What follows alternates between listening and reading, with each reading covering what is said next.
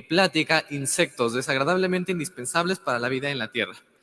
Elisa es licenciada en Biología por la Universidad Autónoma del Estado de Hidalgo. Es creadora de la página de divulgación de la ciencia Diario de una Bióloga en redes sociales que tiene como objetivo visibilizar la importancia del cuidado y protección de la naturaleza y los recursos naturales. También ha trabajado en la Dirección de Medio Ambiente de su municipio, así como ha impartido talleres de huertos urbanos y educación ambiental. En general, dentro de su misma comunidad, es una activista ambiental quien actualmente se encuentra trabajando en Contacto Salvaje, un refugio de animales que se dedica al rescate y reintroducción de especies silvestres a su hábitat. Por favor, bienvenida.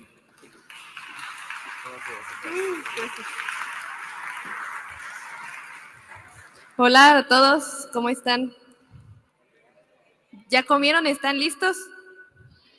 Muy bien, pues hoy vamos a hablar sobre los insectos, porque pues hay una gran variedad de insectos, o sea, de verdad, vamos a estar hablando un poco acerca de esto exactamente y le titulé Desagradablemente indispensables para la vida en la Tierra, porque aquí, ¿ustedes qué creen que pasaría si de la nada se extinguieran los insectos? Que desaparecieran todos. ¿Creen que cambiaría algo nuestros hábitos, nuestra forma de ver el mundo, cómo nos relacionamos con el mismo entorno? ¿Creen que cambiaría algo? Pues sí, vamos a hablar justamente un poco de eso y un poco más. Ay. Muy bien. Primero vamos a decir que las arañas no son insectos. Los insectos exactamente son solamente todos estos pequeños organismos que tienen 6 patas. O sea, por ejemplo, yo puse aquí insectos súper raros que estoy segura que ninguno de ustedes, tal vez muy afortunados, han tenido de poder ver alguno de estos, pero pues son diferentes tipos de insectos. O sea, no nada más existen las polillas o las mariposas, existen otros más raros como estos. Esos, por ejemplo, son del grupo de las cigarras. Esos son conocidos como mecópteros y de hecho son insectos, pero se parecen mucho a lo que serían los escorpiones, pero tienen alas, ¿no? O sea, están súper raros.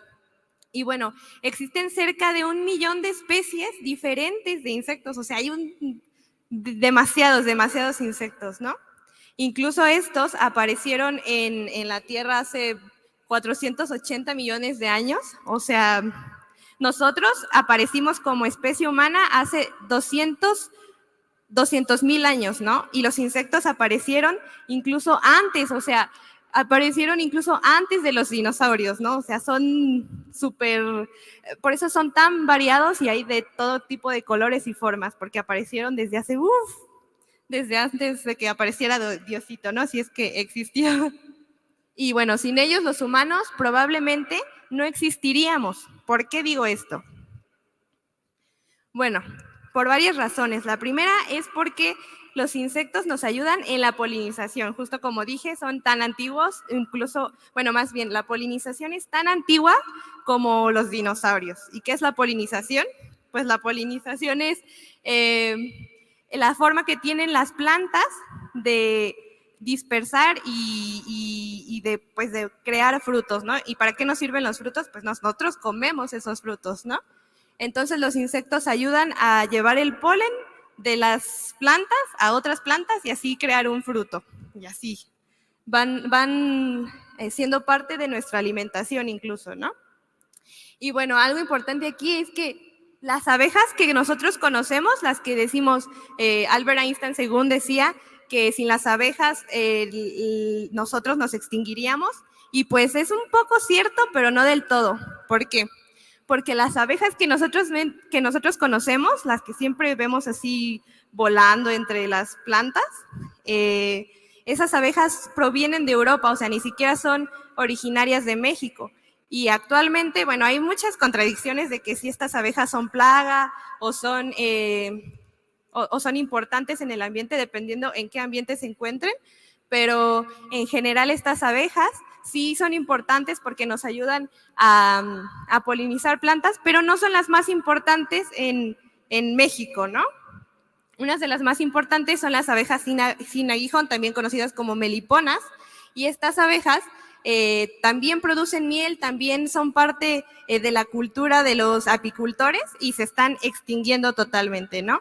Y, por ejemplo, aparte de que se están extinguiendo, ¿por qué? Porque las abejas europeas son súper agresivas y súper, ¿cómo decirlo? Pues buscan ese mismo territorio donde otros insectos nativos podrían polinizar y estas abejas, pues, así atacan a los insectos y les dicen, hey, no, yo llegué primero, ¿no? Entonces, pues eso hacen estas abejas.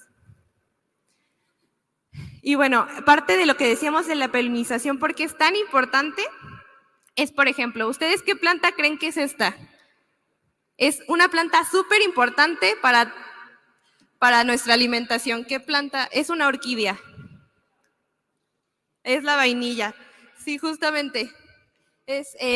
Hay cerca de 110 especies diferentes de vainilla y esta en específico es la más conocida y de hecho es endémica de México, o sea que naturalmente, o sea, en todo el mundo solamente la podemos encontrar naturalmente en México, ¿no? O sea, actualmente ya se la llevaron a otros países como Madagascar e Indonesia y ahí el 90% de la vainilla pues se reproduce, ¿no?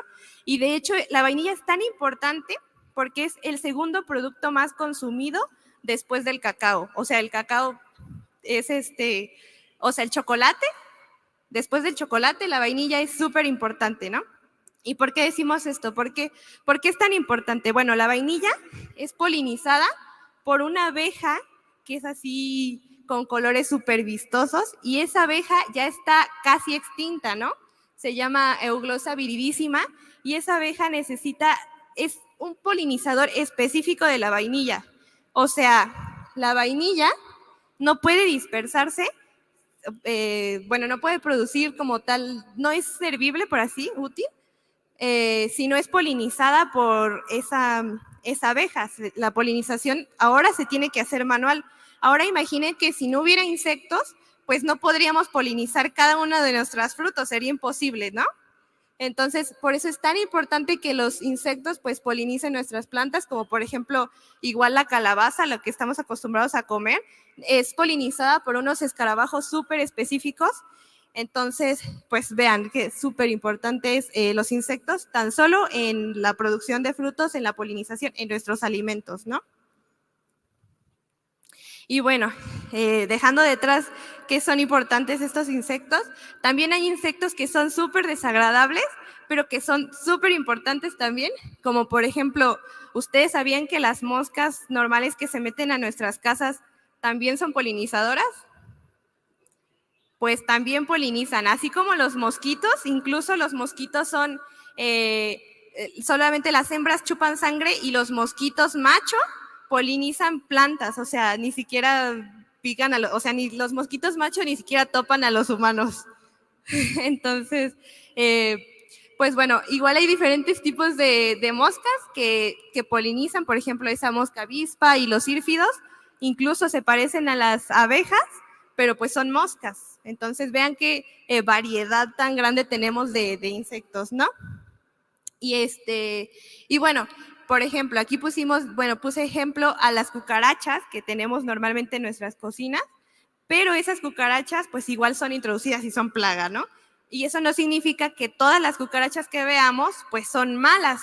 En realidad hay cerca de 3,000 especies diferentes de cucarachas y algunas de las más representativas pues son nativas que ayudan a cumplir funciones en el ambiente, ¿no? Por ejemplo, un ejemplo es la cucaracha de Madagascar, que no es nativa de México, pero se reproduce aquí en México para alimentar pues diferentes animales, ya sea si tenemos mascotas como reptiles o incluso estas avecitas, que es el halcón más pequeño del mundo, es un cernícalo, pues también comen insectos y cucarachas, ¿no? Y bueno, ¿para qué otra cosa nos sirven los insectos desagradables? Pues justamente para la entomología forense, que es justo cuando ya llegaron los peritos. Y bueno, cosas que no se podrían hacer si no fueran insectos, sería, por ejemplo, los opilotes son carroñeros, también se comen los cadáveres, pero estos no nos ayudan a detectar como cosas así de cuánto tiempo lleva un cuerpo en descomposición o cosas así, ¿no? Para eso están los escarabajos, incluso las moscas. Sin ellos, igual estos cuerpos, pues nos estaríamos llenos, por ejemplo, en un lugar donde hay muchas vacas. Sin estos escarabajos, pues los lugares estarían llenos de popó, ¿no? O sea, estos nos ayudan a descomponer la materia que pues nosotros no utilizamos esas cosas. Ahora bien, todos pensaríamos que las hormigas que llegan a nuestras casas son pues molestas, ¿no? Porque estas hormigas incluso llegan a infectar nuestras plantas, si es que en algún momento tienen plantas o sus papás tienen plantas, pues estas hormigas llegan a comerse pues las cosas que están así en nuestras plantas. Pero los pesticidas son la segunda razón en general de causa de contaminación en el planeta, ¿no? ¿Por qué? Porque estos pesticidas se filtran en el suelo y llegan así en los torrentes acuíferos y pues dañan así, prácticamente arrasan con todos los animales, contaminan el agua, o sea, es súper impactante lo que hacen los pesticidas. Entonces, no podemos aplicar, bueno, la ideal no sería aplicar pesticidas a estos animalitos. Y, por ejemplo, algo importante de esto es que las hormigas no son como, son un grupo, son como muchos organismos funcionando como un solo ser, ¿no? Como entre estas hormigas se ayudan a obtener sus alimentos. Entonces, no solamente son las hormigas, sino que tienen como insectos obreros que son los áfidos, que les ayudan a extraer pues los nutrientes de las plantas y así es como obtienen sus recursos, ¿no? Entonces, lo que funcionaría en estos casos es algo que se conoce como biocontrolador, o sea, necesitan otros insectos que ayuden en estos casos, como lo son las catarinas, que son escarabajos. Las catarinas se comen a los áfidos, los verdecitos, y así ya no llegan las hormigas y ya no se comen nuestras plantas. O sea, puede que un insecto no nos guste, pero si este insecto se come otros insectos, nos puede ayudar a tener un ambiente equilibrado, limpio y que pues sigan existiendo gran variedad de plantas, ¿no? Aparte, estas hormigas también se alimentan pues de cadáveres, justo como los escarabajos y las moscas. Y bueno, no solamente son importantes en el ambiente, sino también son importantes en nuestra alimentación. ¿A quién de ustedes les gustaría? Bueno, ya sé que las arañas no son insectos porque tienen 8 patas, pero ¿a quién no le gustaría comer araña?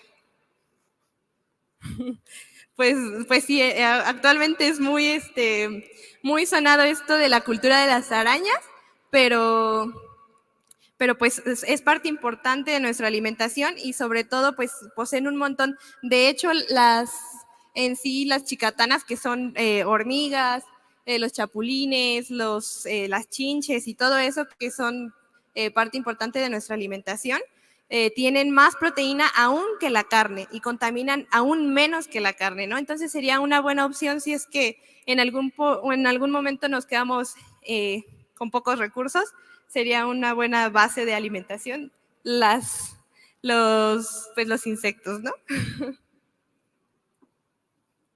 Y ahora bien, todo el mundo decimos, no, los mosquitos los odiamos porque pican y transmiten un montón de enfermedades, son controladores literalmente de los humanos porque matan a miles y millones de personas al año, pero no tomamos en cuenta que los mosquitos también son alimento de otros animales, como por ejemplo los vencejos. Los vencejos son aves que son insectívoras, que toda su vida se la pasan literalmente volando y pues se alimentan únicamente de mosquitos. Igual las golondrinas únicamente se alimentan de mosquitos, ¿no? Entonces, si no existieran los mosquitos, estos animales, estas aves, tampoco existirían, ¿no? Y así como muchos otros animales que se alimentan de justamente insectos. Y, por ejemplo, otro ejemplo muy claro es la chinche besucona, que es igual transmite la enfermedad del Chagas y es alimento pues de diferentes reptiles. Y sin reptiles, pues si les gustan los reptiles, no maten a los insectos y tengan cuidado de no ser picados por la chinchebesucona, ¿verdad? Y bueno, aquí yo puse, ¿por qué es importante la ciencia? Aquí es importante por varias razones y una de estas es para justo saber qué insectos nos pueden transmitir algún tipo de enfermedad y cómo contrarrestar esta enfermedad, ¿no? Aparte, la ciencia es súper importante porque nos ayuda a entender nuestro entorno y a comprenderlo, ¿no? Y si lo comprendemos, podemos respetarlo y no solamente eso, podemos aprovecharlo. Entonces, en México, pues no es tan, es difícil invertir en ciencia, entonces si a ustedes les ocasiona algún tipo de curiosidad, cualquier cosa, pues háganlo, ¿no? O sea, sí se puede. Y en México es muy, muy difícil que las personas lleguen a interesarse en estos temas en general, en todo el ámbito científico, ¿no? Entonces, no es difícil si les gusta y la ciencia es base de nuestra sociedad actual, ¿no? O sea, sin la ciencia no tendríamos ni siquiera ropa, ¿no? Porque, por ejemplo, la seda es producida por una oruga que pues se hace la ropa, ¿no? Entonces, pues todo está, por así decirlo, conectado. Y todo es importante. Y sin la ciencia, pues no tendríamos todos estos avances tecnológicos incluso, ¿no? Ahora bien, ¿y por qué digo que los insectos, por qué decidí hablar de insectos? Pues porque desde hace más de 20 años ha habido una decadencia total de insectos que habitan y que son importantes en el planeta y que sin embargo justo por falta de estudios y por falta de conocimiento acerca de estos insectos, no sabemos ni siquiera de qué nos estamos perdiendo, ¿no? O si alguno de estos pudiera ser la cura para el cáncer o para, no sé, la juventud eterna o lo que sea, ¿no? Entonces nos hace falta mucha investigación y muchos esfuerzos en esto y pues mucho interés también para comprender esto, ¿no? Y ahora bien, aquí les quería decir un tip, es que si se encuentran un insecto, no lo maten. Lo que yo les recomendaría es que descarguen una app, se llama Naturalista, y ahí pueden tomarle unas buenas fotos hacia el insecto. Bueno, obviamente se crean una cuenta, le toman una foto al insecto, la suben a Naturalista y hoy ustedes pueden, incluso la misma app les ayuda como a identificar la especie e incluso hay expertos que les ayudan a identificar exactamente la especie y le dan clic en donde sea la especie y les va a aparecer incluso más información acerca de esta, ¿no? O sea, les va a decir, esta especie es venenosa, sí, no, ¿por qué no? ¿Dónde se encuentra? Sus usos, y o sea, pueden conocer más incluso de las especies, no solamente de insectos, sino de cualquier especie de animal, planta, hongo, ¿no? De todo lo que quieran en esa app, entonces, pues ahí por si la quieren checar, está interesante, es como una red social de animales y plantas y todo.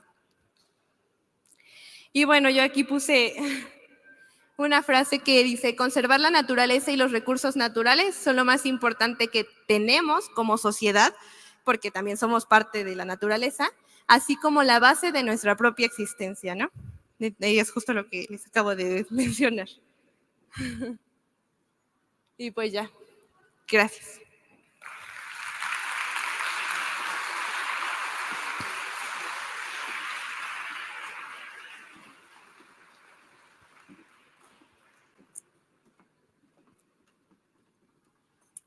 Muchísimas gracias nuevamente por esta charla tan interesante.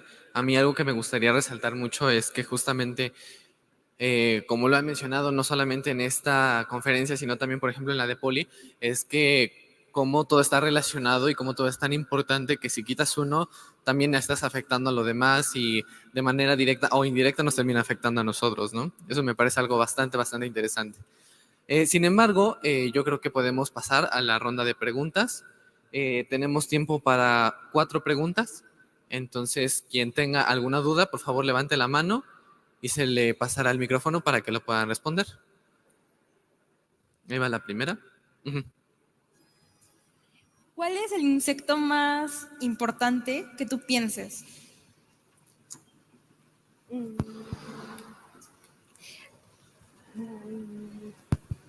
Es una pregunta muy difícil, pero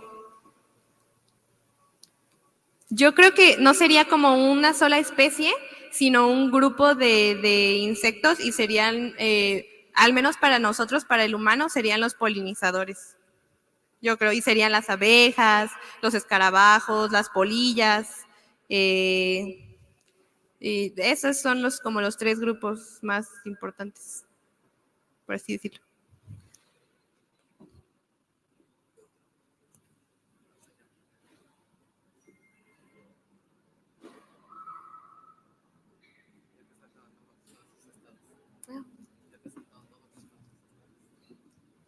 Hola, buenas tardes. Mi pregunta sería, de los insectos que tú estás investigando, ¿cuáles serían los más representativos del estado de Morelos? Si es que tienes idea alguna. Ay, no, la verdad es que hola, gracias por la pregunta. La verdad es que te mentiría si hay insectos representativos del estado de Morelos. Obviamente debe de haber, pero no sé, eso sí no sé, no soy de aquí, pero si checas la app de Naturalista, ahí incluso puedes meterte desde la computadora, desde tu celular, donde sea, y te aparecen así los mismos insectos que hay aquí en el estado, e incluso te aparecen los de importancia médica o los que son tóxicos, los que no son tóxicos y así.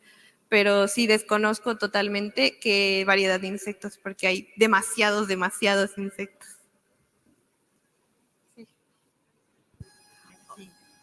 Ay, me levanto. Hola, ¿qué tal? Excelente charla. Mira, yo tengo una duda acerca de cómo controlar plagas. Por ejemplo, he notado que actualmente en mi domicilio hay mucho acúmulo de hormigas y no sé si sea un factor detonante que están ubicadas en donde hay jardín y también inclusive en casa. Si yo dejo algún alimento, estas llegan y pues sí, de repente llega a ser como un problema de plaga. No sé, ¿alguna recomendación que me des?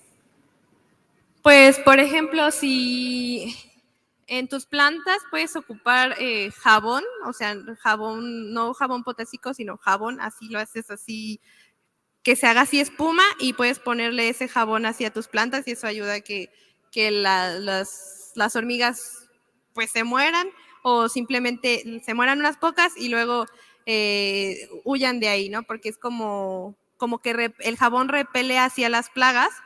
Y la otra es que no dejes alimentos fuera de tu casa para que las hormigas no se alimenten de lo que se pudieran encontrar, ¿no? De los residuos. O sea, tener la casa limpia, eso es igual un buen factor para que no tengamos hormigas.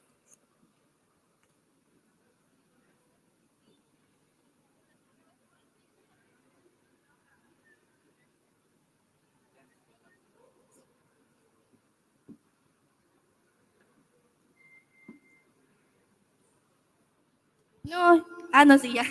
Buenas tardes, muy interesante. Y yo escuché que dijo que los insectos son muy importantes y bueno, creo que la gente los mata y quería yo saber si no hay como campañas o cómo hacer que, por ejemplo, siento que sería más problemático la gente mayor para que no matemos los insectos. O sea, desde muy chiquitos hasta los más grandes, concientizar de que no debemos de matar los insectos porque son importantes. Justo, es una buena pregunta, sí. Los insectos, igual Poli Padilla hace un momento, no sé si estuvieron en su plática, está ahí enfrente, igual habló sobre los hongos y los hongos igual son un grupo, ¿cómo podríamos decirlo? Como que a la gente no les toma importancia así tal cual los insectos, ¿no? Entonces aquí lo único que podríamos hacer es así, pues no sé, si estamos con familiares o estamos con amigos o así, y vemos algo así, nosotros como individuos, como personas, podemos decir así de, hey, no lo mates porque podría tener familia, ¿no? O podría ser un buen polinizador, podría comerse incluso insectos que puedan ocasionarnos algún tipo de daño, lo que sea, ¿no? Entonces, para poder hacer eso, tenemos que estar informados y tenemos que promover la educación entre nuestras casas, nuestras comunidades y así. Igual nosotros podemos investigar, así, echarle un ojo a esa misma app que decía de Naturalista. Ahí salen muchas fotografías de muchos insectos y ya podemos tener así como un índice o como un aproximado de cómo se verían en la naturaleza y pues así identificarlos, ¿no?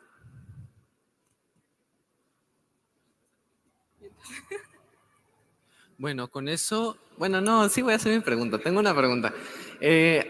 Hace no mucho tiempo, el mes pasado básicamente, en la UNAM surgió un tema muy alarmante o de mucho revuelo que decía que en toda la UNAM había una plaga de chinches y todos estaban muy preocupados porque decían, las chinches nos van a pegar la enfermedad de Chagas. Entonces, investigando un poco, vi que no es la chinche de cama la que te transmite esa enfermedad, sino justamente la besucona, la que presentaste ahí. Pero me contaron que ese tipo de chinches está en climas más tropicales. Y algo mencionaban que aquí, principalmente en Cuernavaca y en este tipo de climas, sí había de ese tipo de chinches. ¿Tienes algo de información al respecto? Sí, claro. En específico, las chinches besuconas, hay cerca de 40 especies diferentes de chinches de chinches que pueden transmitir esta enfermedad del Chagas. Y justo como dijo mi compañero, la plaga de chinches que estuvo en la UNAM no es una de ellas. Pero eso sí, esas chinches sí te pueden ocasionar unas ronchas súper feas, o sea, súper dolorosas y pues si están en tu cama ya valió porque pues así te picotean todo, ¿no? O toda. Y bueno, en específico estas chinches besuconas, pues hay de diferentes colores y variedades. Incluso podemos buscar información de chinche besucona, ponemos ahí en el Google y aparecen como todas las especies, las coloraciones de chinches. Incluso hay chinches como esa que vemos ahí, que no tienen coloraciones rojas. Algo importante de los insectos que no mencioné es que insectos que son de alguna forma venenosos para nosotros van a tener coloraciones intensas, ¿no? O sea, pueden tener coloraciones naranjas, rojos.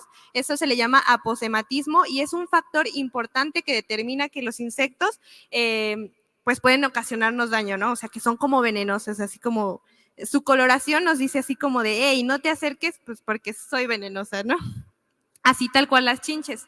Incluso, pues prácticamente eso. Hay chinches que son así como cafés y esas se comen en algunos estados como Guerrero, pero, por ejemplo, estas chinches besuconas sí se distribuyen en toda la parte centro del país. O sea que sí hay que tener cuidado de, si vemos una de esas chinches, no acercárnosle. Pues muchas gracias por responder mi pregunta. Vamos a invitar nuevamente a Andrea y Adrián, por favor, a que suban y que por favor entreguen la constancia y tu respectivo regalito, por favor. Les doy la palabra para que también tomen la foto. Muchas gracias. Sí. Muchas gracias, Max. ¿Cuál quieres dar tú, Adrián? ¿El reconocimiento o el regalo? Súper, pues ya habíamos leído el reconocimiento y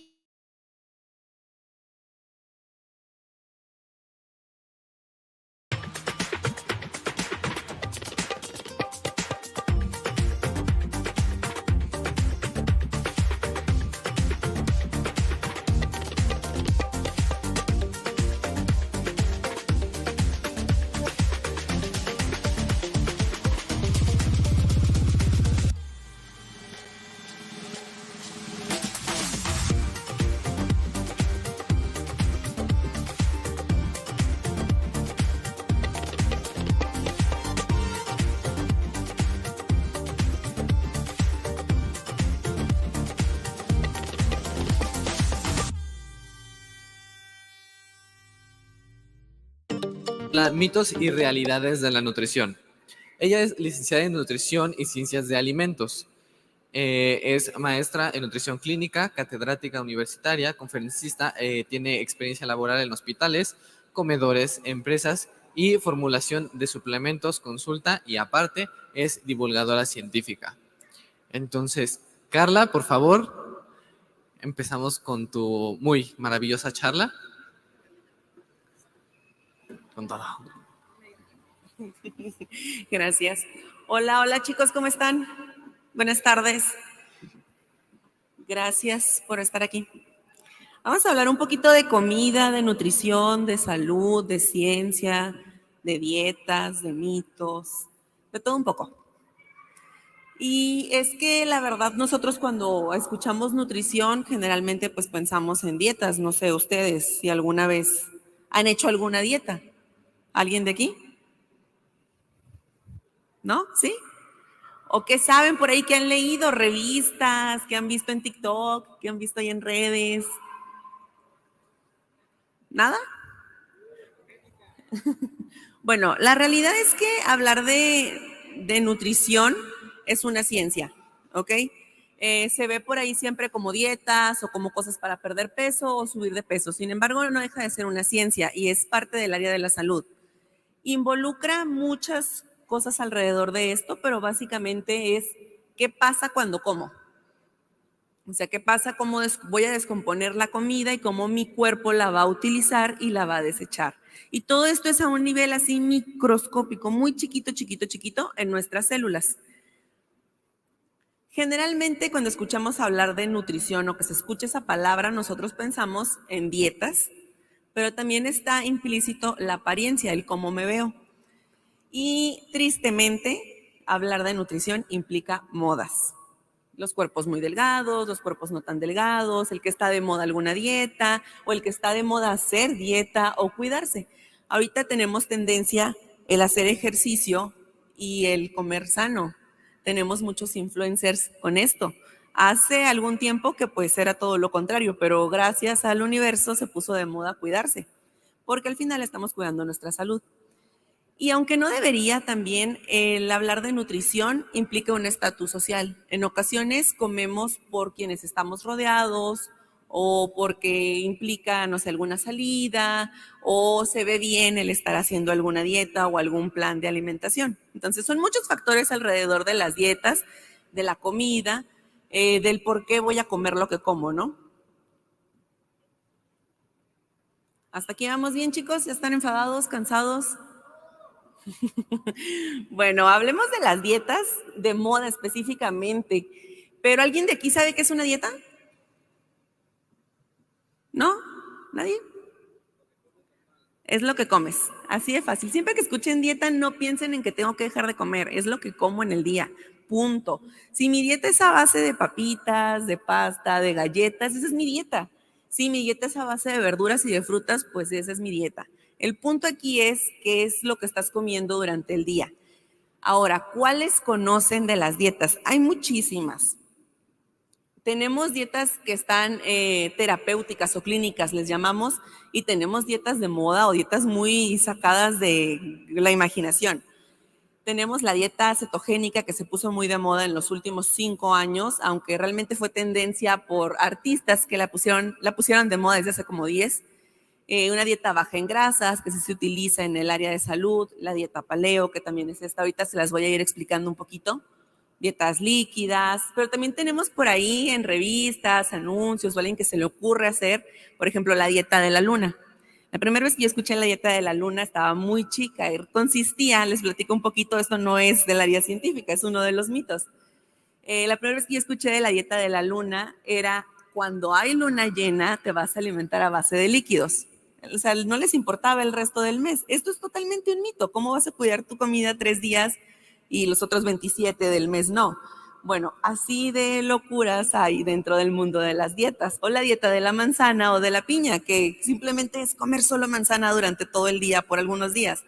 Esto es demasiado desequilibrado, demasiado loco. Nunca hagan algo así, por favor.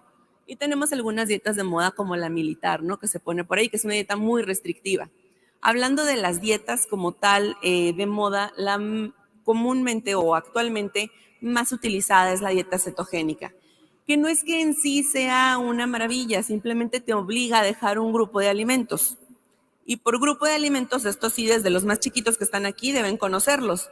¿Qué alimentos conocen? Chicos, tenemos muchos grupos de alimentos. Tenemos las frutas, las verduras, tenemos los cereales, que todos estos representan una fuente de carbohidrato y es importante porque son los que les van a dar energía. Entonces no tenemos que eliminarlos. Tenemos los alimentos que nos van a dar proteína, que son los de origen animal y algunos de origen vegetal, como las leguminosas. Y tenemos las grasas, generalmente en forma de aceite o en oleaginosas. Entonces, dietas como esta, como la cetogénica, nos dicen que hay que dejar de comer cierto grupo de alimentos y ciertos nutrientes, como los carbohidratos. Pero si yo les dije que los carbohidratos son mi principal fuente de energía, entonces, ¿qué voy a hacer si no los consumo? Voy a utilizar otro nutriente para tener energía y poder seguir por la vida, jugando, bailando, corriendo, lo que sea que tenga que hacer. ¿Y qué va a pasar?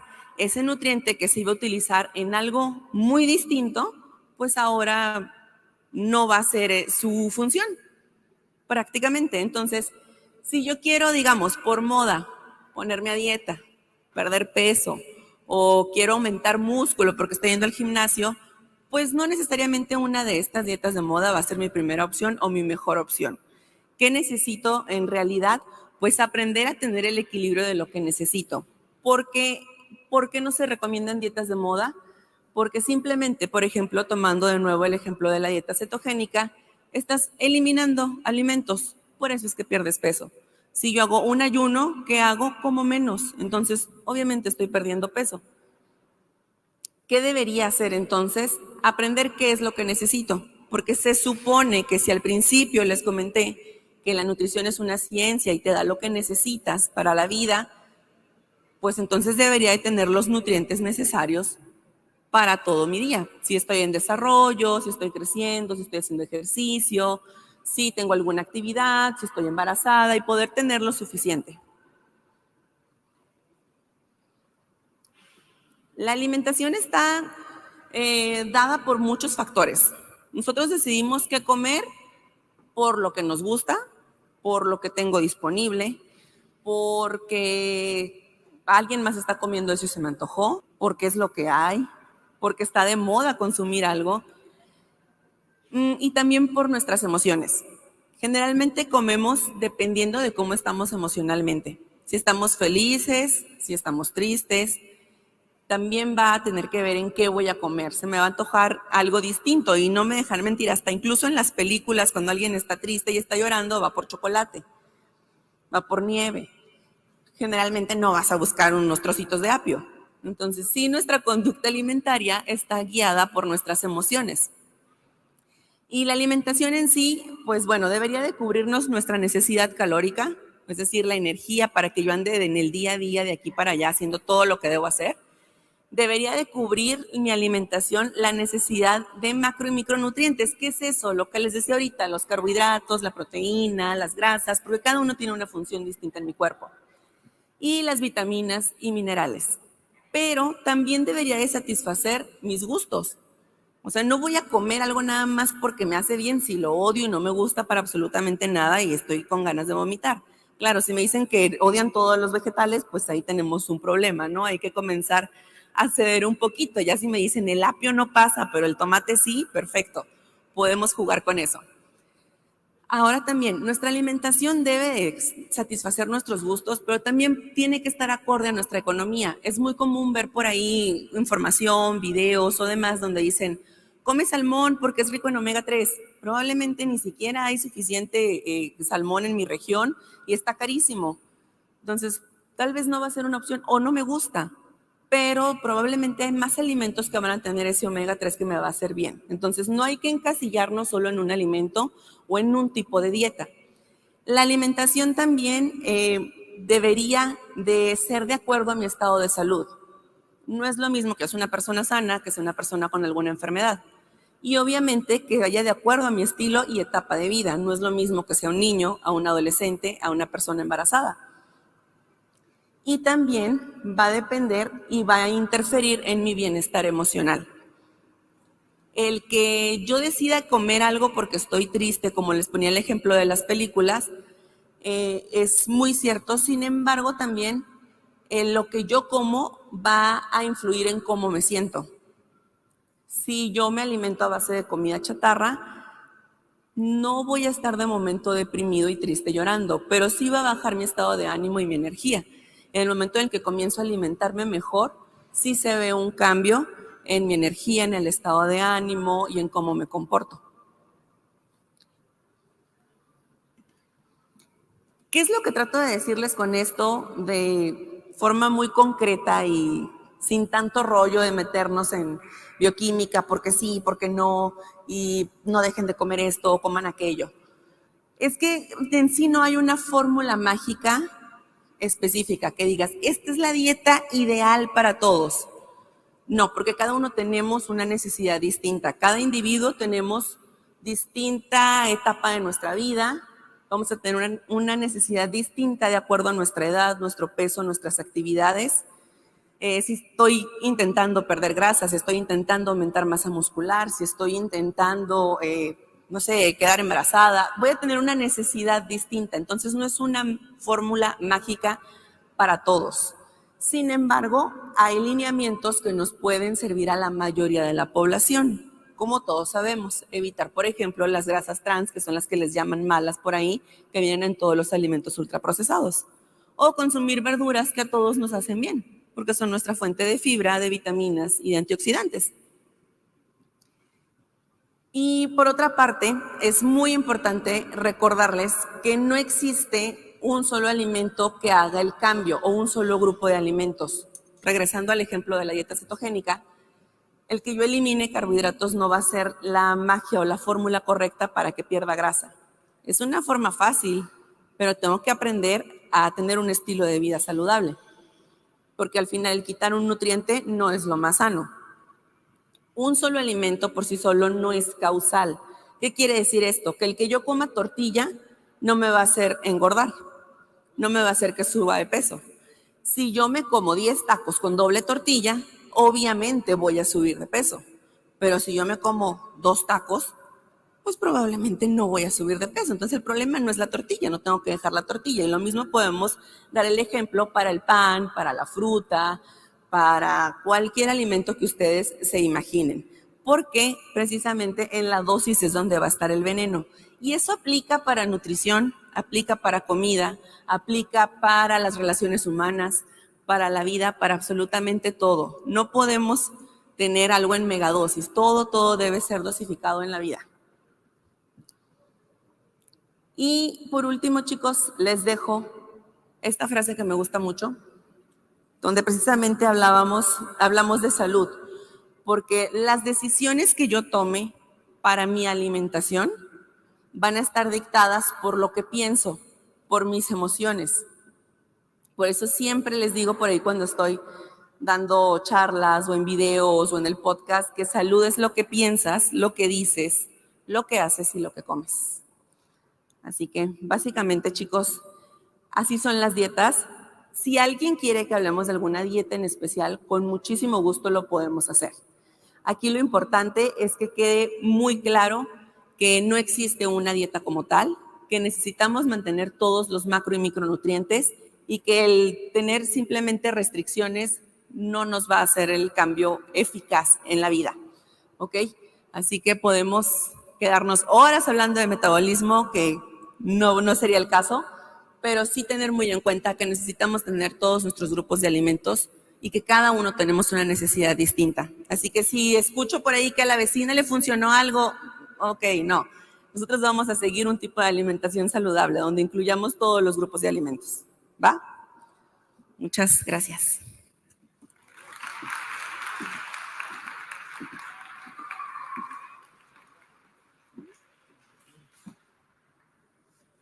Yo no tengo otra cosa más que decir, que estuvo increíble y que pues nos ponga una dieta de una vez, ¿no?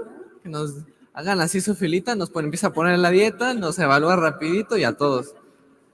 Porque escuché así como una voz de alivio cuando decía, la tortilla no te engorda, si te comes 2 taquitos no te engorda, y todos como que, ay, bueno, ya me puedo echar unos al rato. Vamos a pasar a dar el reconocimiento y los regalos. Para esto hago el llamado al licenciado Adrián para que pase y te lo entregue, por favor. También se tome la fotito. Sí. Hola a todos, muchas gracias a todos y todas. Maestra Carla, pues es un honor para nosotros haberte tenido en este segundo congreso Iberoamericano de Divulgación de la Ciencia. Estamos muy contentos, creo que la información que nos diste es una información muy adecuada. Como bien lo dicen, en redes podemos encontrar mil y una información que pues no es lo más adecuado, y pues qué mejor que tenerlo aquí de alguien con el expertise y el conocimiento que ella maneja. Estamos muy agradecidos por parte de la Secretaría de Desarrollo Económico, del Consejo de Ciencia y Tecnología y del Museo de Ciencias de Morelos. Le entregamos el siguiente reconocimiento a la maestra Carla Alvarado por su participación en este congreso. Muchas gracias, maestra. Un aplauso, por favor.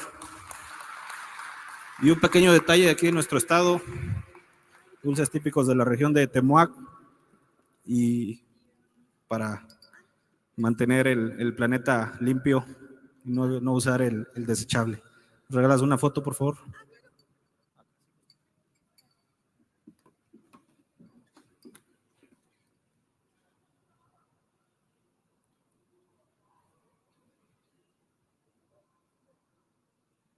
Muchas gracias. Gracias, maestra.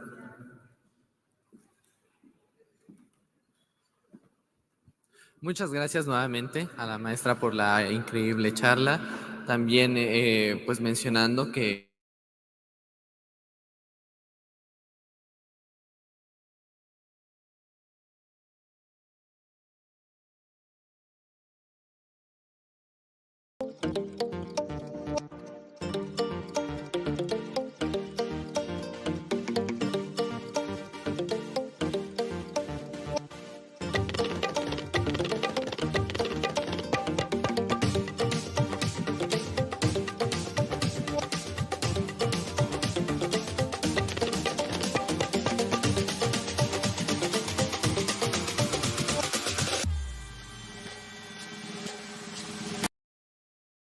mineralogista en la Facultad de Ciencias de la Tierra de la Universidad Autónoma de Nuevo León, así como el grado de maestro en Ciencias Geológicas con especialidad en Geodinámica por la misma institución. Obtuvo su grado de doctor en Geociencias aplicadas por el Instituto Potosino de Investigación Científica y Tecnológica en San Luis Potosí, y actualmente está realizando una estancia postdoctoral en el Instituto de Geofísica en la Unidad de Michoacán de la UNAM.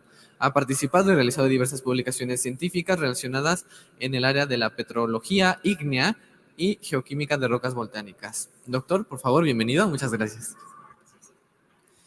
Muchas gracias. Bueno, primero que nada, buenas tardes a todos. Estoy viendo que está ingresando nuevo auditorio aquí, público aquí. Perfecto.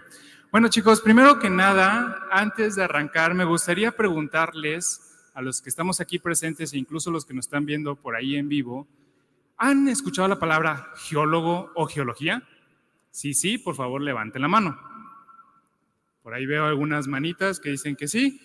Perfecto. ¿Y saben realmente qué hace un geólogo? ¿Sí? ¿No? ¿Tal vez? Pues bueno, el día de hoy vamos a tratar de ver qué hacemos los geólogos sola y mucho más allá, y aprender un poco más allá de qué hacemos aparte de solamente ver rocas, ¿vale? Va. Perfecto. Entonces, para ir arrancando, tenemos que definir qué es la geología en sí, ¿vale? De forma estricta o de forma conceptual, podemos decir que la geología es la ciencia que estudia el origen, formación y evolución de la Tierra, los materiales que la componen y su estructura que se encuentra en ella. Sin embargo, no solamente definimos a la geología de esta manera, ya que un geólogo, como lo vamos a ir viendo en esta charla, va a ir abarcando muchas más cosas. ¿Qué pasó por ahí? Ok. Vamos a esperar un minutito a que regrese la presentación, porque esto va a servir mucho para que empecemos a ver qué hacemos los geólogos y empezamos a describir un poquito más allá de.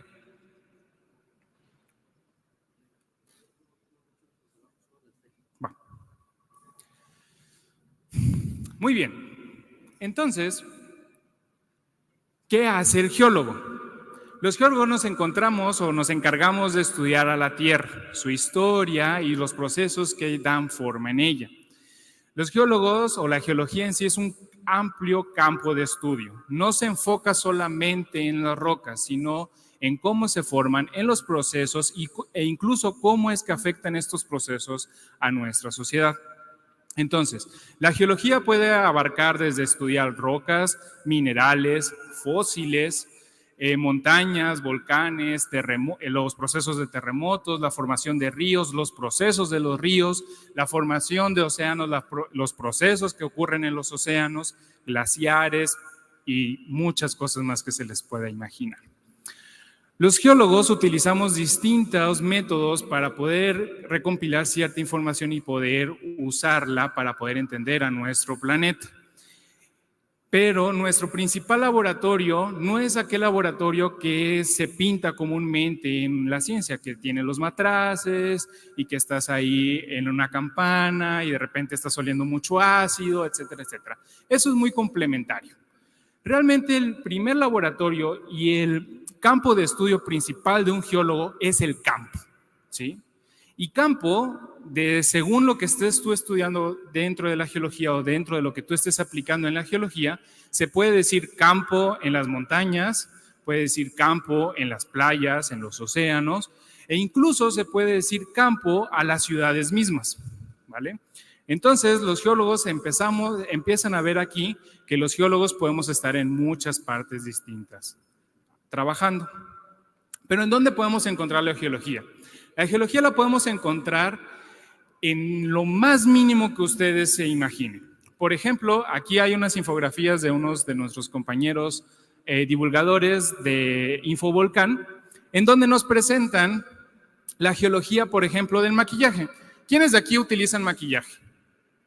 Por aquí vemos demasiadas manitas aquí alzadas. Pues déjenme decirles que gracias a los minerales que tenemos por aquí, es que podemos tener el maquillaje como lo conocemos. Por ejemplo, la caulinita, la mica, la esfalerita y la ilmenita son unos ciertos tipos de minerales que podemos encontrar en las rocas y gracias a ellos podemos tener los polvos para maquillarnos. De igual forma, en una tarjeta de crédito o de débito podemos encontrar aspectos geológicos. ¿Cómo lo llega a ser, por ejemplo, en el chip? Se necesita un poco de arena de cuarzo, fosforita e incluso un poco de partículas de oro, ¿vale? Entonces, como estos ejemplos, pues muchos más. Pero ¿de dónde salen estos componentes? ¿Dónde podemos encontrar la materia prima para poder formar o generar estos utensilios que nos ayuda a vivir día con día? Pues bien, de nuestras amigas las rocas, ¿sí? ¿Pero qué es una roca? Pues bueno, no es aquel material que yo agarro y se lo aviento a mi compañero mientras estoy jugando en el recreo, pues no es solamente eso, sino que la roca es un agregado o es un componente, una materia de uno o más minerales con propiedades físicas y químicas definidas, la cual se agrupa de una forma natural, es decir, que las rocas se van formando naturalmente con el paso del tiempo en nuestro planeta. Entonces, ¿qué es un mineral? Pues bueno, un mineral es una sustancia natural de composición química definida, es decir, que tiene ciertos componentes químicos definidos para que se genere cierto tipo de mineral.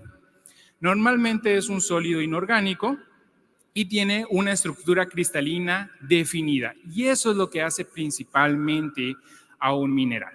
Por ejemplo, tenemos aquí en la imagen una roca súper típica que podemos encontrar en muchas partes y, por ejemplo, las personas que son de aquí de Morelos o que son del centro del país la van a encontrar mucho, que es ¿cuál? El basalto, ¿sí? El basalto es simplemente una roca volcánica, la cual se forma a partir de distintos procesos volcánicos y la cual se compone por 3 minerales principales, como lo puede ser la plagioclasa, que es ese cristalito blanco que tenemos por aquí, el piroxeno, que es este mineral oscuro que está por acá, y el olivino. El olivino es muy interesante desde un aspecto científico e incluso de joyería. ¿Por qué? Porque el olivino, si ustedes agarran partículas de olivino, minerales de olivino y lo pasan por distintos procesos, podemos tener joyas que utilizamos en el día a día. Entonces, así como este ejemplo del basalto, pues existen muchos, ¿vale? El granito, por ejemplo, muchos de seguro lo han escuchado, lo tenemos en la casa en ocasiones, ¿no? O hay losas de granito que tenemos en nuestra casa, ¿vale? Pero, ¿qué necesito saber para poder formarme como un geólogo? O sea, ¿qué necesito saber realmente para poder estudiar una roca? ¿Sí? Pues bueno, aquí como este buen meme que nos comparte nuestra amiga de geólogos viajeros, puedes aprender a lamer una roca y podrías ser geólogo. Pues sí, estás casi a un paso de serlo, ¿sí? Y ustedes podrán decirme, bueno, este chiste no lo entiendo, ¿por qué? Pues bueno, resulta ser que cuando vas arrancando en la carrera de geología, las primeras excursiones a veces te llegas a encontrar un mineral que es la halita, ¿sí? Y pues esto lo puedes lamer en campo, no es recomendable, no lo hagan por favor, pero muchos lo hacen, ¿sí? Y pues al fin y al cabo es algo, ¿sí? Entonces, ¿ya con eso te gradúas y te haces geólogo? Pues sí y no, ¿sí? Realmente necesitas saber muchas más cosas, tan siquiera principios básicos de ciertas ciencias que ya han visto de seguro en estas charlas o que conocen dentro de su formación de preparatoria, secundaria y primaria, lo cual es física, química, la termodinámica, las matemáticas se necesitan conocer para poder entender las rocas mucho más allá. Comúnmente, un geólogo trabaja en equipos con otros científicos. Un geólogo en sí, comúnmente es difícil que trabaje de forma individual. Comúnmente trabajamos en colaboración. Es decir, que un geólogo puede trabajar con ingenieros, con profesionales, por ejemplo, de materiales, de física, de química, etcétera, para resolver problemas muy complejos o mucho más allá de su alcance, ¿vale? Entonces, pues para ser geólogo, pues necesitas ponerle atención a varias materias tan siquiera para que conozcas lo básico. Entonces, ¿qué hace el geólogo? Pues bueno, el geólogo desempeña un papel fundamental en muchas industrias y en distintos campos sociales, como puede ser la minería de primera instancia, la exploración del petróleo, que es algo que es muy sonado y muy típico hoy en día, en la construcción, en la consultoría ambiental, en las agencias gubernamentales y claramente en la academia. Entonces, realmente un geólogo, según lo que te vayas especializando y según lo que vayas estudiando, puedes encajar en distintos campos y trabajar con distintas personas. Los geólogos utilizamos nuestra experiencia para poder identificar y evaluar recursos naturales, localizar y caracterizar peligros potenciales, que ese es otro aspecto muy importante, e incluso brindar asesoramiento sobre la planificación y el desarrollo de nuestras ciudades. Eso es algo bien importante, ya que si conocemos nuestro subsuelo o conocemos nuestra superficie en donde vamos a construir, vamos a evitar demasiadas catástrofes, ¿vale? Entonces eso es sumamente importante que dentro del equipo de generación o de construcción o en el equipo de trabajo de ciertas compañías o agencias, se necesita un geólogo, o sea, necesita ver el aspecto, la característica de un geólogo.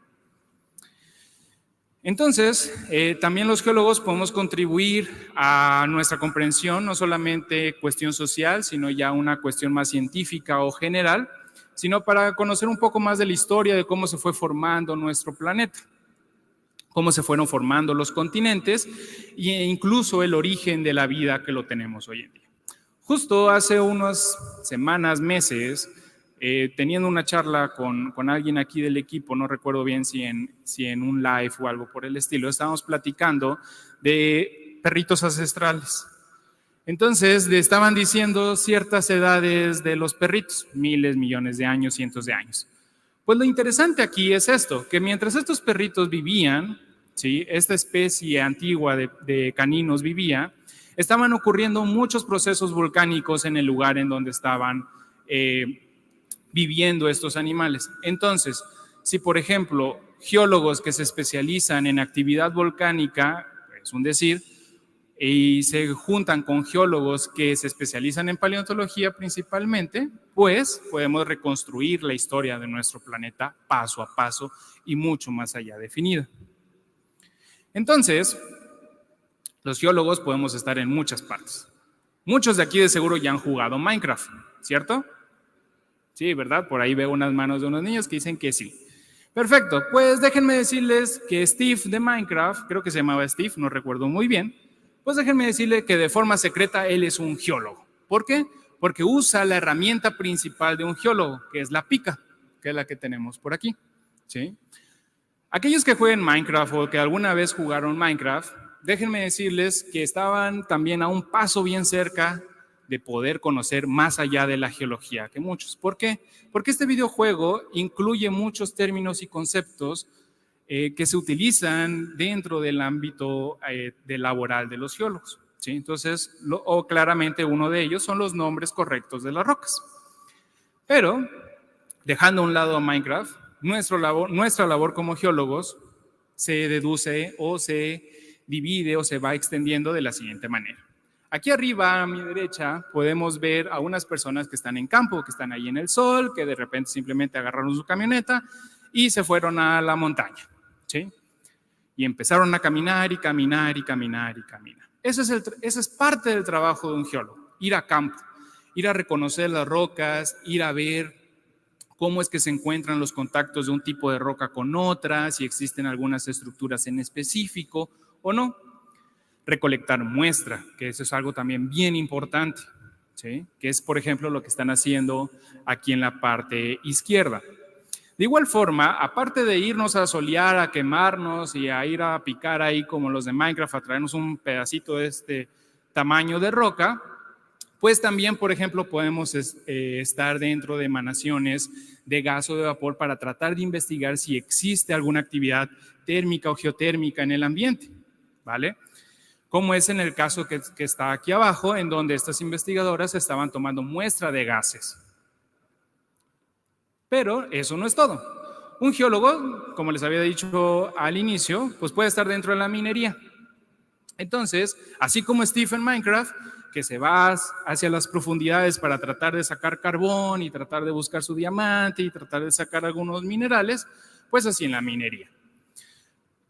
Tenemos que existen distintas técnicas y existen distintos métodos para hacer perforaciones y para esto se necesita un geólogo. Pero no nada más eso hacemos, no nada más estamos en campo, no nada más estamos ahí dentro en las cavernas casi, sino que también a veces nos sentamos en nuestro escritorio y agarramos nuestra computadora y empezamos a hacer mapitas coloridos como estos que tenemos aquí en medio. Estos mapitas coloridos significan... cada color significa una información en específico.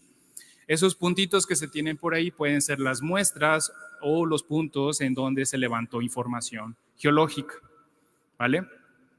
Y de igual forma podemos hacer modelos como estos que tenemos aquí abajo para conocer nuestro subsuelo, es decir, tratar de conocer qué es lo que hay aquí abajo de nosotros.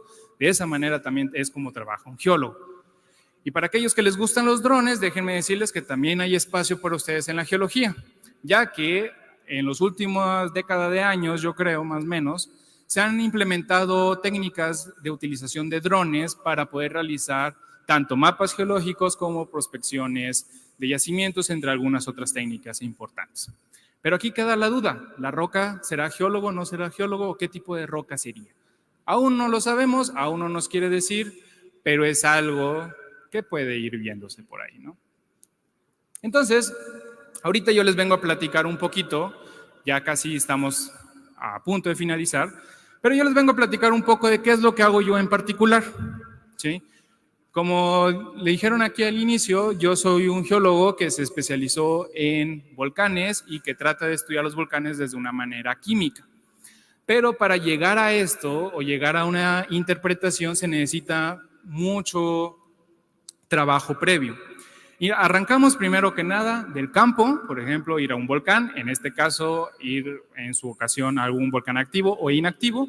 Yo he trabajado con muchos volcanes inactivos, claramente. Recolectar su muestra, después de eso pasar por distintos métodos que son los que tenemos aquí en la parte superior, ¿sí? Como por ejemplo ver la petrografía. La petrografía es una técnica analítica para ver los minerales microscópicos de las rocas. Después de esto, incluso podemos pulverizar la roca para poder medirla químicamente utilizando ciertos materiales o técnicas que se utilizan en química analítica común. Después de esto, ¿sí? Tenemos números, tenemos ahí unos datitos y estos datitos empezamos a graficarlos como estos gráficos que tenemos aquí abajo. Y estos gráficos, sabiéndolos interpretar, nos van a decir cómo es que se pudo ir formando nuestra roca e incluso saber qué tipo de composiciones químicas tiene. ¿Y esto qué implicación tiene? Pues bueno, esto puede ser utilizado para saber más una área que podría estar en futura explotación o incluso un área de riesgos y de peligros. Entonces, las geociencias, ¿qué es lo que abarca o cuáles son algunas de las ramas de las geociencias? Pues déjenme decirles que son bastantes.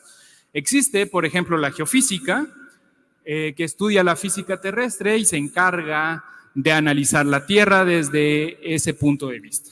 Tenemos la geología ambiental, tenemos la geoquímica, que es en donde me encuentro yo, tenemos la hidrogeología, mineralogía, geología planetaria, incluso esa es una de las ramas actuales impresionantes, ¿sí? En donde gracias a distintas imágenes que se tienen de los planetas podemos ir interpretando incluso qué tipo de rocas existe y claramente se traen muestras del espacio hacia acá para analizarlas. Y no nomás esas ramas, sino también tenemos la vulcanología, la hidrogeología, la oceanografía, edafología, geomorfología, petrología y nos podemos ir más y más y más y más y más. Entonces, ya casi para concluir, les presento un mapa geológico de México, ¿sí? Ustedes pueden decir, bueno, eso tiene muchos colores, yo no le entiendo, yo no sé qué sea esto, pues déjenme ayudarles tantito. Cada color representa una era geológica, es decir, un tiempo geológico. Y de igual forma representa ciertos tipos de rocas que encontramos en nuestro país, ¿sí? Nosotros, bueno, aquí las personas de Morelos se encuentran en el centro del país. Déjenme platicarles que en el centro del país existe una provincia geológica conocida como la Faja Volcánica Transmexicana, la cual se conforma principalmente de rocas volcánicas jóvenes, ¿sí? Jóvenes en tiempo geológico es a partir del Mioceno Cuaternario, por ahí, ¿sí? Sin embargo, al norte del país, por ejemplo, donde vengo yo, acá para Nuevo León, Coahuila, por acá en estas partes, no tenemos rocas volcánicas, y si llegase a ver rocas volcánicas solamente existen localidades muy específicas, ¿sí? Sino que allá hay más rocas sedimentarias, ¿sí? Hay otro tipo de rocas.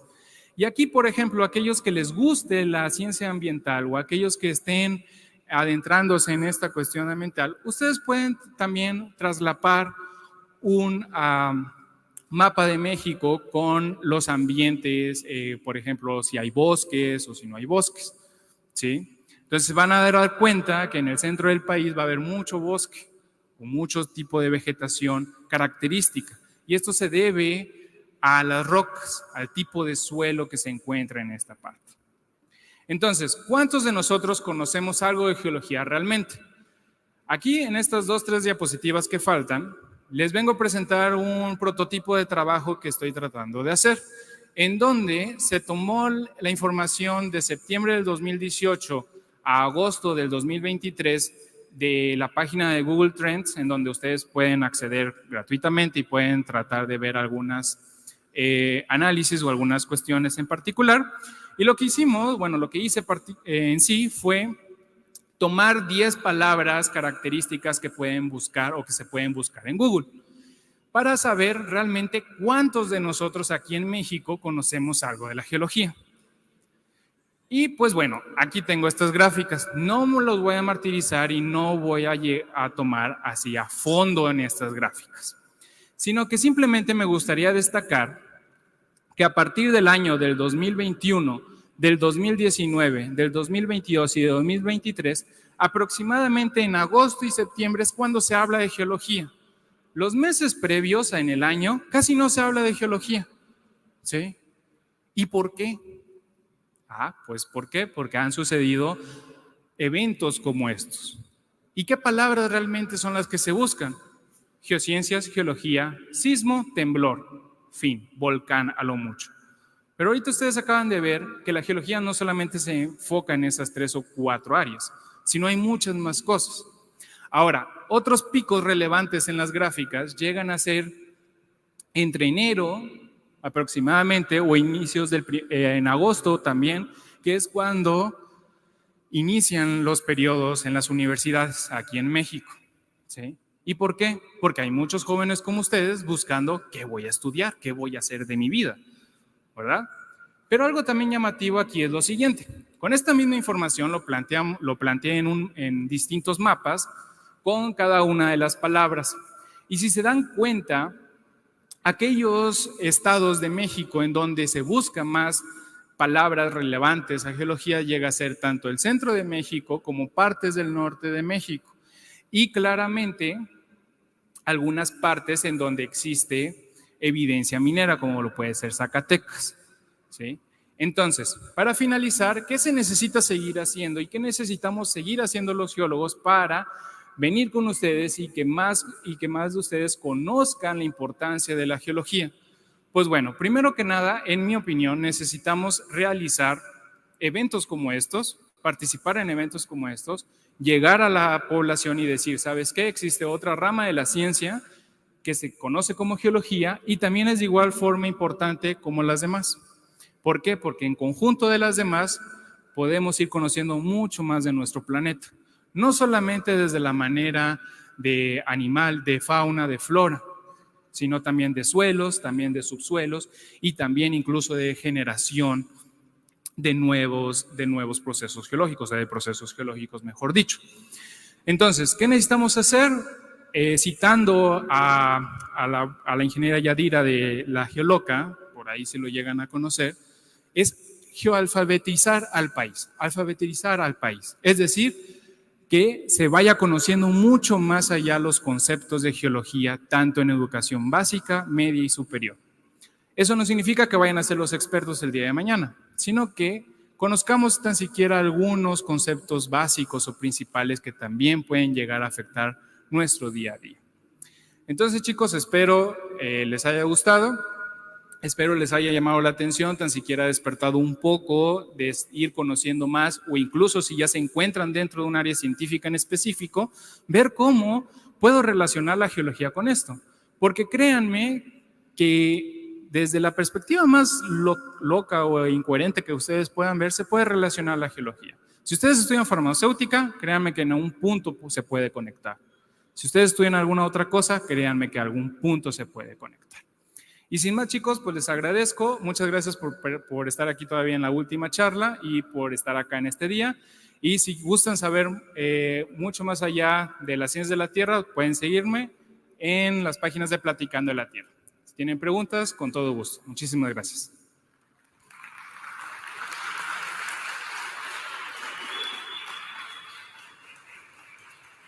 Doctor, muchas gracias por la presentación, bastante interesante y justamente bastante relacionado con yo digo fenómeno, ¿no?, que vivimos en nuestro país, esta onda de los sismos, que es algo que muy frecuentemente nos afecta, sobre todo en esta parte del país, pero abrimos a las preguntas y respuestas, si es que alguno quisiera tener alguna participación, alguna duda que le haya surgido, que le pregunte de los sismos. ¿Algo? ¿Una pregunta, chicos? Acá tienen una. Dana.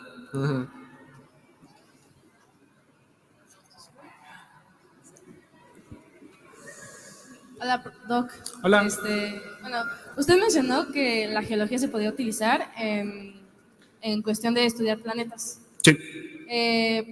Por ejemplo, yo sé que se estudia mucho para comparar el estado prebiótico antes de que existiera la vida, para eso compararlo en otros ambientes de otros planetas y ver qué tan probable es que la vida surja.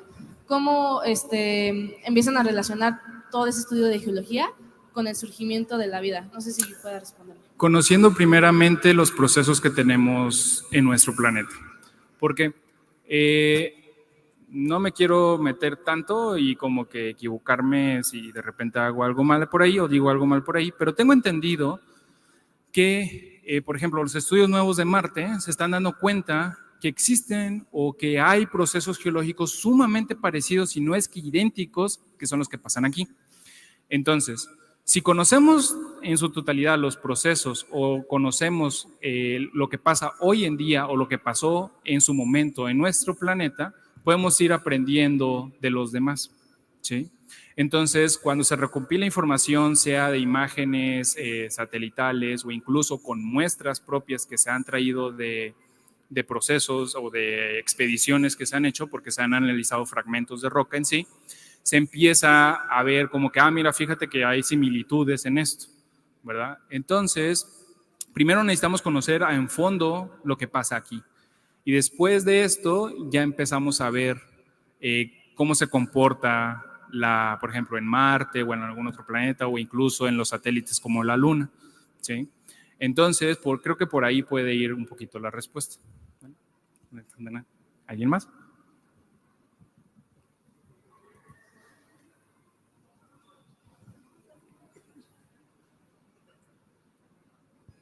Hola. Ay, ¿sí se oye? Sí.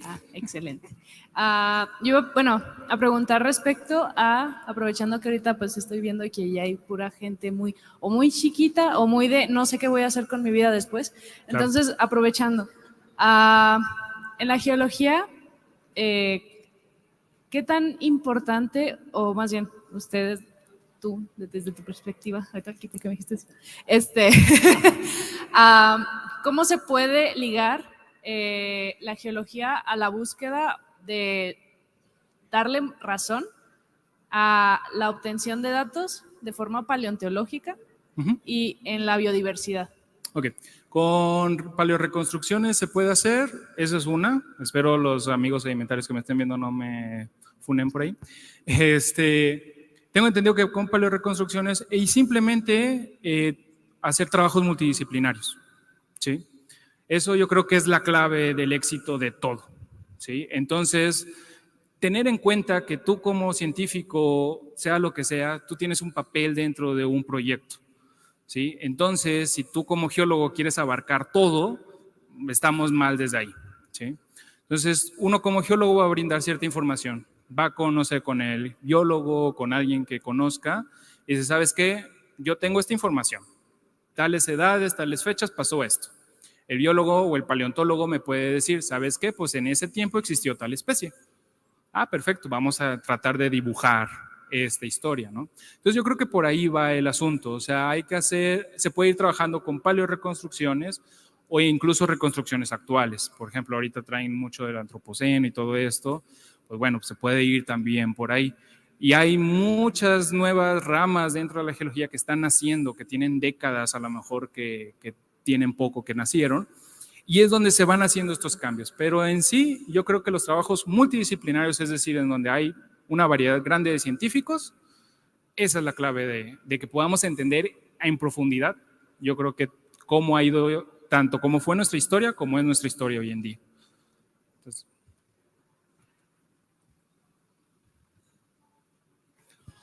hola. Felicidades por tu presentación. Gracias. Una pregunta rápida, nada más. ¿Hay proyectos de ciencia ciudadana en geología? Y si los hay, ¿nos puedes contar un poquito sobre ellos? Sí. Para serte bien honesto, no conozco. Tengo entendido que existen. No sé cuáles en específico, ¿sí? Pero deben de existir. O sea, ahí sí te voy a quedar un poquito mal porque no estoy tan familiarizado con eso. Pero tengo entendido que sí existen estas cuestiones de planeación de ciudades o cuestiones por el estilo, y hay un geólogo por ahí. De que debe haber, debe de haber. No, creo que no. Bueno, sí. Nada más, la pregunta sí es más enfocada a si hay, que la gente pueda participar en la generación de conocimiento geológico. Claro. Y que haya algunas plataformas existentes o algún proyecto donde alguien se encuentre una roca, le toma una foto, una muestra, la manda a algún lugar o algo así, o una formación, y que genere información a partir de la sociedad, no sé si exista. Sí, tengo entendido que sí, principalmente en los procesos sísmicos. Cuando hay temblores o cuando existen algún movimiento ahí dentro de la placa tectónica, no nada más estos grandes que llegan a afectar y a hacer catástrofes, sino de repente algunos movimientos parcialmente que a veces no se sienten, ¿sí? Hay universidades y hay instituciones que tienen su plataforma en donde cualquier persona dice, ¿sabes qué? Yo estaba en mi casa en el segundo piso y yo sentí como que se movió tantito ahí el suelo, lo registra, nada más con decir un comentario o incluso una fotografía a lo mejor de una grieta, porque eso también tengo entendido que funciona. Entonces sí, desde esa perspectiva de lo sísmico existe. Tengo entendido que también en inundaciones, no lo sé muy bien, por ahí, actividad volcánica, pues ni se diga, ¿verdad? Pero sí, por ahí va también.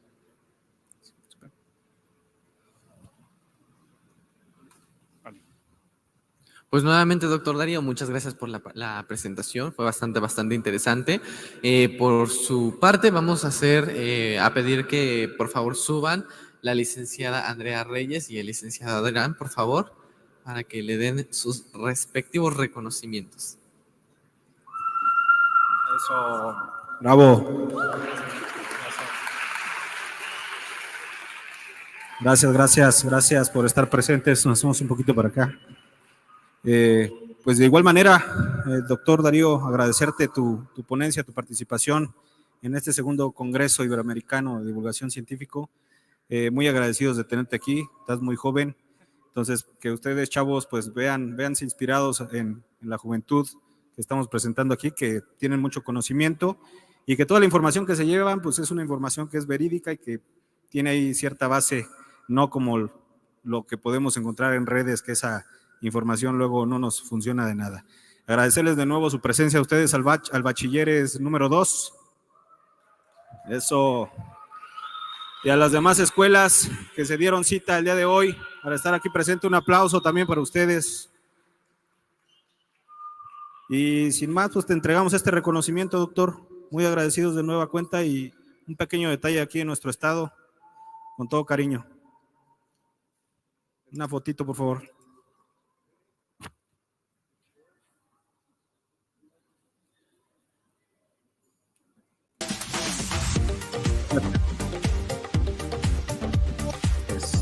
¿Qué sigue ahora?